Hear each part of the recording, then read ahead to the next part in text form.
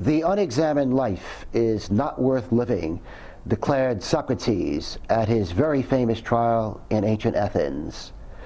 This program will focus on that trial, which resulted in a death sentence for one of the most famous thinkers in history. Why is this trial considered to be so important, besides the fact that a very famous thinker was sentenced to death? Well, it's because Socrates, at his trial, said some very thought-provoking things about people, life, and society. What is the source of our information about this trial? Well, our primary source is one of the best-known books in all of philosophy, a book by a famous philosopher, Plato, entitled The Apology. The Apology, in short, is about Socrates' trial. It's not a transcript of the trial, but scholars do believe that Plato was present at the trial.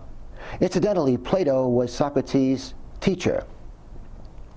In any event, scholars believe that this book, The Apology, is a pretty reliable account of the trial. And not only that, the book is considered to be great literature, besides being great philosophy. Allow me to provide some brief background information on Socrates and Plato. Socrates lived in the 5th century BC. Indeed, he was sentenced to death in 399 BC at the age of 70. So he lived approximately 400 years before the Christian era. Socrates lived in Athens, in ancient Greece. He was married with children, and he's best known for what is referred to as the Socratic dialogue. Anytime people talk in an intelligent way or write in an intelligent way about Socrates and what his legacy is, they talk about the Socratic dialogue. The Socratic dialogue was a conversation, but a rather intelligent conversation. In a certain sense, involved someone cross-examining someone else in a rather polite, dignified way. And the purpose of this conversation was to come to a nearer approximation of truth about some important aspect of living. Some of the topics that Socrates might broach in such a conversation with his fellow Athenians would have to do very often with the best way to live, specifically with values.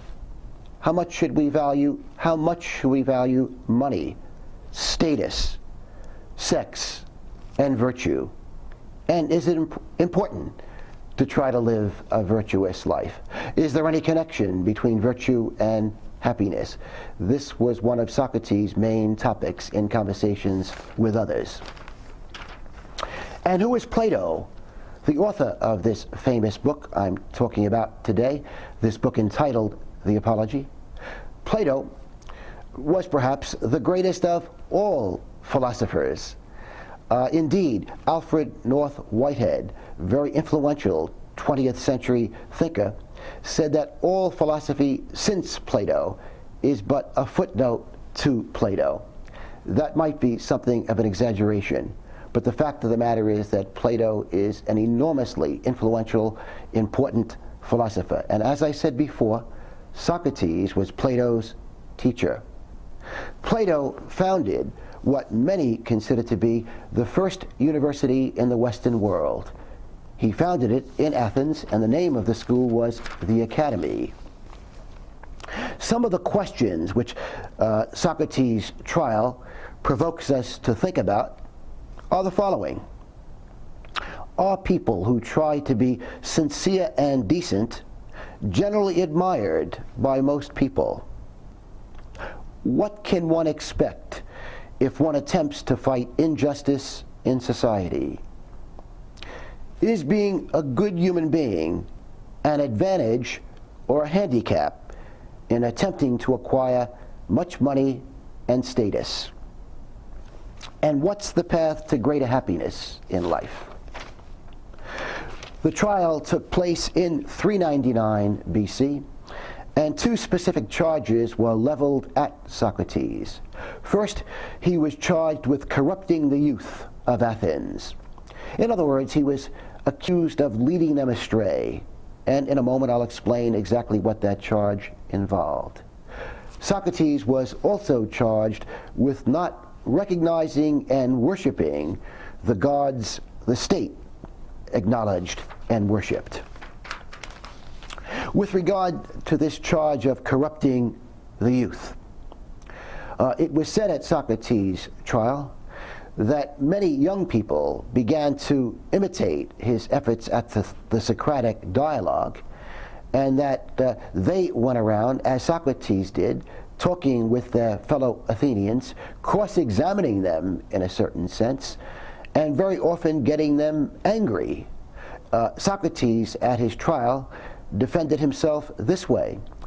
He said the reason people were so angry at him, and the reason that they were so angry at some young people who imitated his style in conversing with people, is that both he and these other people got the conversationalists to see that they were ignorant about things they thought they were wise about. And Socrates said that instead of people admitting and recognizing their own ignorance, instead what they did was to become angry at the interviewer, whether it was Socrates or, again, one of the young people in Athens who was following in his footsteps, so to speak. And of course, some of the parents of these young Athenians were incensed at Socrates, because Socrates, intentionally or unintentionally, was encouraging them to cross-examine their parents about certain important aspects of daily living. In fact, Socrates said this. Let me give you his own words. He's talking about these young people who cross-examine others. He said, they find plenty of people who believe they know something when they know little or nothing. So in consequence, those who are cross-examined are angry with me instead of themselves, and say that Socrates is a blackguard and corrupts the young.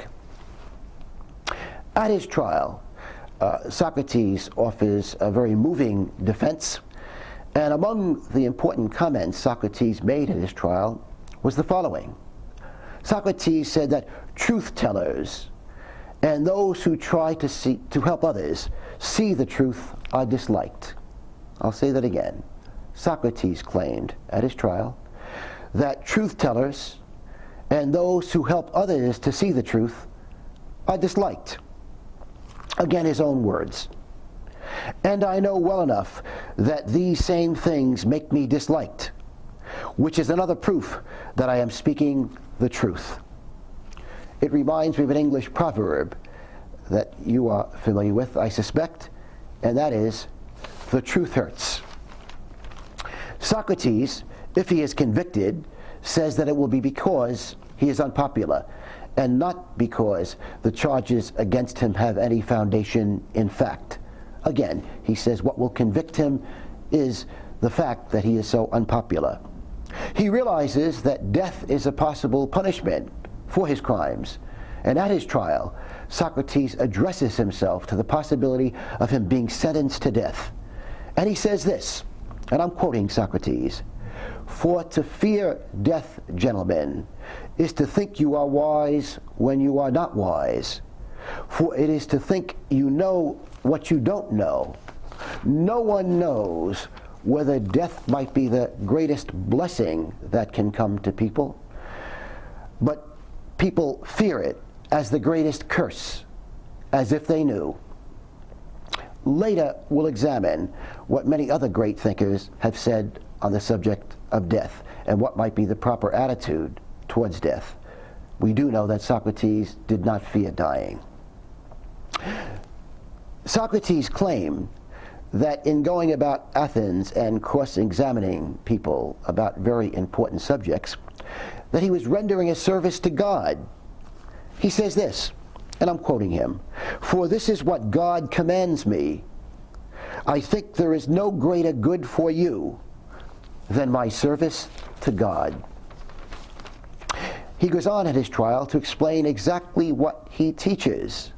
He says this, "All I do is to go about and try to persuade you, both young and old, not to care for your bodies and your monies first, and to care more exceedingly for your soul, to make it as good as possible.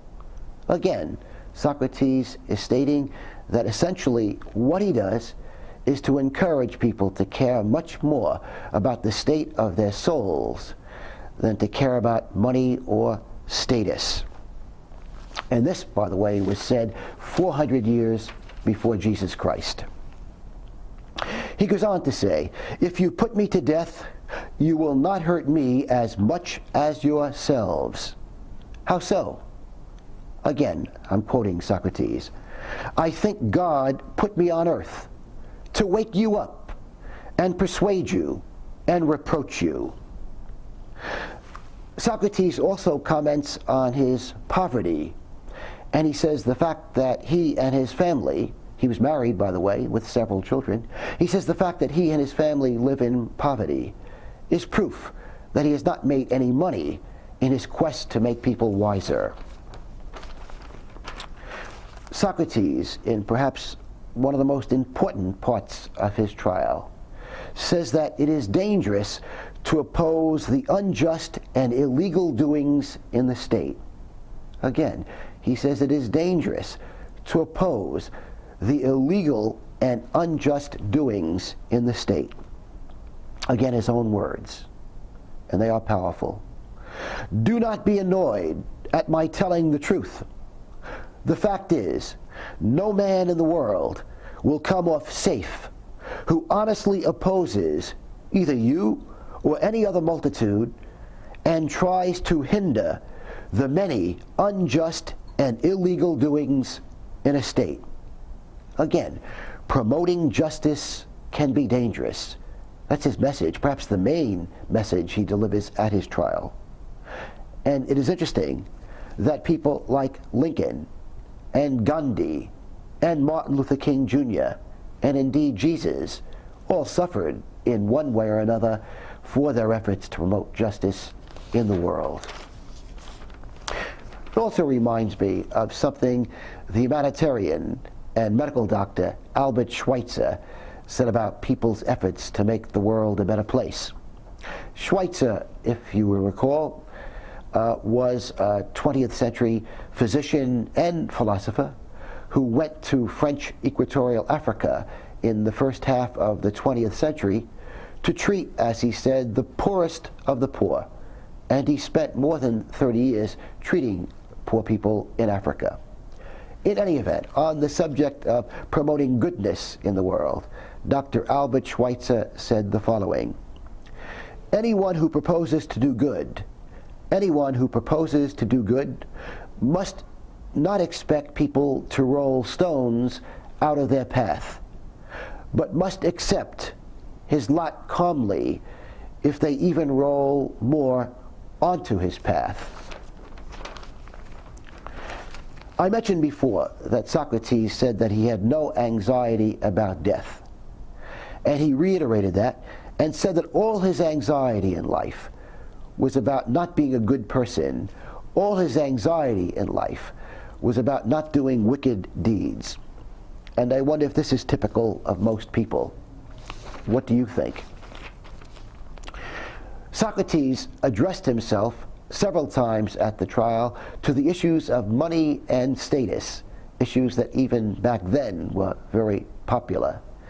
And Socrates said that he considers himself too honest a person to be very interested in acquiring money and status. And it reminds me of some comments other famous people have made concerning people's quest for money and status. Mahatma Gandhi said this in his autobiography: "How heavy is the toll of sins and wrongs that wealth, power, and prestige exact from him." And Jesus, of course, in a very important and well-known passage in the New Testament, spoke of people gaining the whole world but losing their souls. Socrates told the court that he cannot change his lifestyle. And he said this, and this may be the single most important sentence to come out of the trial. These are very famous words. Socrates said, "Life without inquiry is not worth living."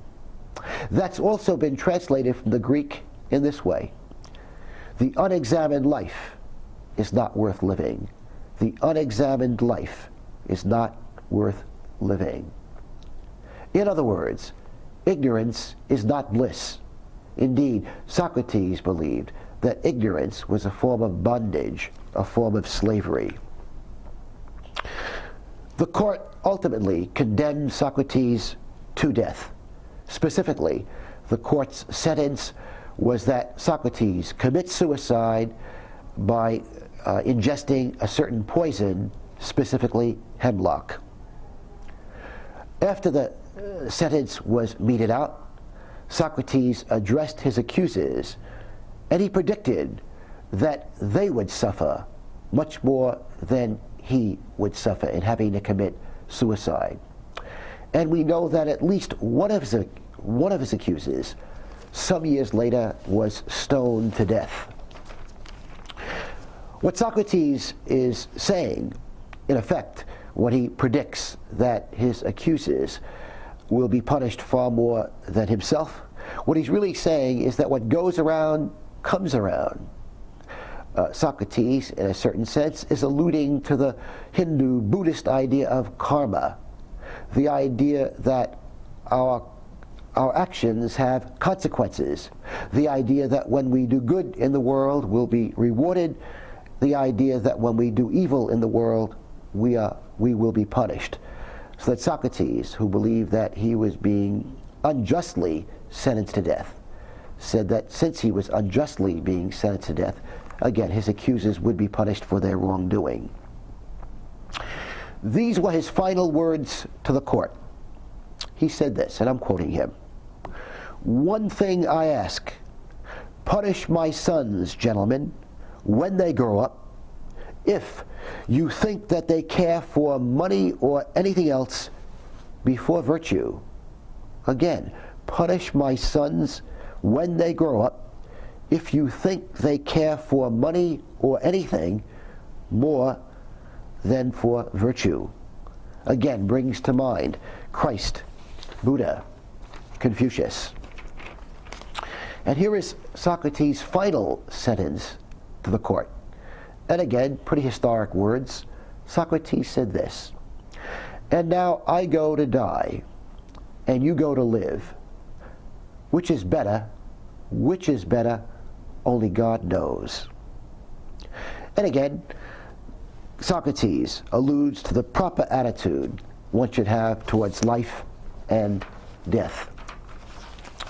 Socrates, again during the trial, as I mentioned, said he wasn't fearful of dying, and indeed he said that death might be better than life, which raises the question, what have some other famous thinkers said about life and particularly death?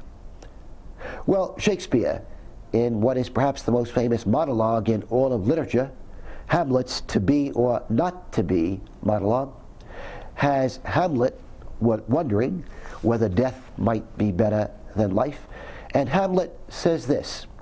He refers to, and I'm quoting Hamlet, "the heartache and the 1,000 natural shocks that flesh is heir to." And the Hindus and Buddhists, as perhaps you know, hope for an end to their individual reincarnations. You know that the Buddhists and Hindus believe that we all live many lives, but through being virtuous people, we can end the cycle of rebirth and not come back to life. And the Hindus and Buddhists believe this is desirable, that it's desirable to end the cycle, that it's desirable not to come back to life. And why do they believe that? They believe that because they believe that life involves suffering, that all life involves suffering. That yes, we can increase our happy moments in life and reduce our unhappy moments in life, but that nevertheless all life, according to the Hindus and Buddhists, does involve suffering. And of course the Christians teach that heaven is better than earth. Heaven is better than earth. And Seneca, a very famous thinker of antiquity, said this. He was asked, what is the wise person's attitude? What might be the wise person's attitude towards life and death? And Seneca said, the wise person neither loves life nor hates life. In what other ways does Socrates stimulate our thinking, besides stimulating our thinking about death? Well, remember his conversations, these Socratic dialogues, agitated and angered many people. And I think it forces us to focus on sincerity and truth, and what Socrates had to say about sincerity and truth. You recall he said that sincere people, truthful people, are generally disliked. Well, you might recall there is a very famous English proverb which says, the truth hurts. And Freud, in Freud's theory of psychoanalysis, he emphasized the idea of repression, resistance to truth. Freud said that when he encountered a patient and tried to assist the patient in coming to terms with his life, that it was very important for both he and the patient to pursue truth, to find out the truth about what was bothering the person. And Freud said that so often, usually in fact, there was an inner resistance in the patients to truth. You'll also recall perhaps that both Freud and Jesus, in speaking about the truth, said that the truth will make us free. Queen Christina, very famous intellectual queen of Sweden, said this about truth and sincerity, and I'm quoting her. To undeceive men is to offend them. To undeceive men is to offend them. And historian Will Durant on this subject wrote this. There are few things in the world so unpopular as truth. And the backbone of men and states is a concatenation of romance. Thoreau said this. In Walden, he said this. Simple sincerity and truth are rare indeed. And psychiatrist M. Scott Peck, in his most famous book, said this.